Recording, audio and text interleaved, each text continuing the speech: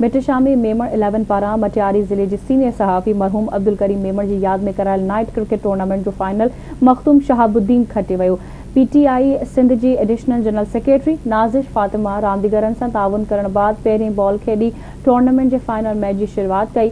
Final match जे मेहमान ख़ास municipal chairman हाला गुल मोहम्मद पंवर मटियारी गुल यूनियन ऑफ जर्नलिस्ट वर्कर ज़िले मटियारी जे सदर अब्दुल गफूर उर्फ अदभाव मेमण सैयद मुख्तार हुसैन शाह खुर्रम कुरैशी परवेज़ मेमण समेत मटियारी ज़िले अंदर क्रिकेट से चाह रखंदड़ शहरनि तमाम वॾे अंग में शिरकत कई। मखदूम शहाब ऐं मखदूम महबूब ज़मान टीमुनि विच में फाइनल मुक़ाबलो थियो। मखदूम महबूब ज़मान जी टीम पहिरें बैटिंग कंदे 8 ओवरनि में 75 रन्सूं ठाहियूं ऐं समूरा रांदीगर आउट थी विया। मुखालिफ़ टीम मखदूम शहाबुद्दीन 11 4 ओवरनि में मिलियल टारगेट मुकम्मल करे टूर्नामेंट जो कप पंहिंजे नाले करे वरितो।